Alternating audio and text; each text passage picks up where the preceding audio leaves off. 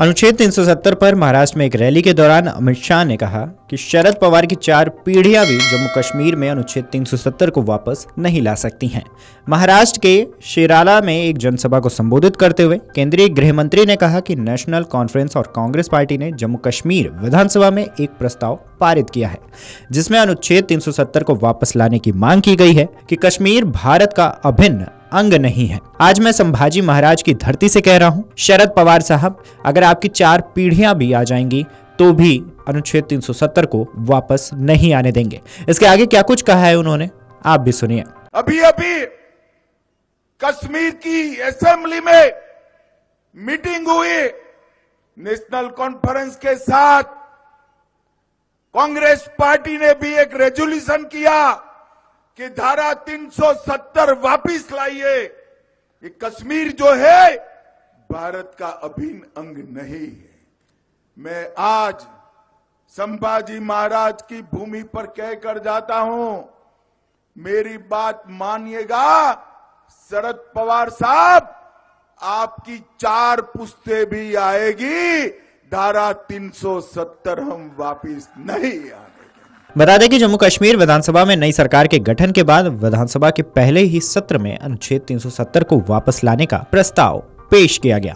इस प्रस्ताव को पेश करने के दौरान विधानसभा में जमकर हंगामा हुआ और इसे लेकर भाजपा और सत्ताधारी दल के विधायकों में हाथापाई भी हो गई। इसे लेकर प्रधानमंत्री मोदी ने भी विपक्ष पर निशाना साधा है। शाह ने कहा है कि ये अघाड़ी वाले न देश को सुरक्षित कर सकते हैं, न देश का सम्मान बढ़ा सकते हैं।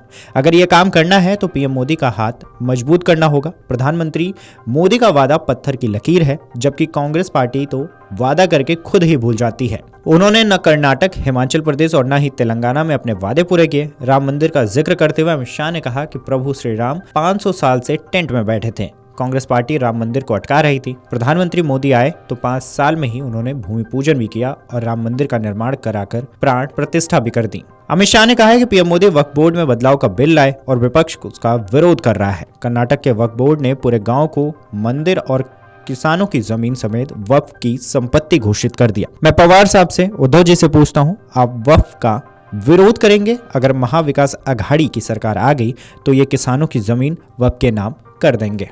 सदन से लेकर सड़क तक इस वक्त अनुच्छेद 370 का शोर है। हर कोई मानता है कि इसकी वापसी आसान नहीं रह गई है, लेकिन अपने अपने मतदाताओं का भरोसा हासिल करने के लिए यह सियासत का मुद्दा बना रहेगा।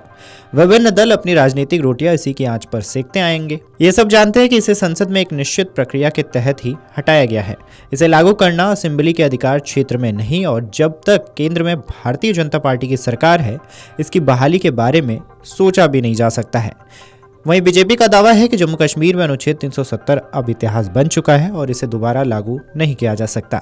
यह दावा सही है। जम्मू कश्मीर के अनुच्छेद 370 हटाने के केंद्र सरकार के फैसले पर सुप्रीम कोर्ट की 5 जजों के बेंच की मोहर भी लग चुकी है।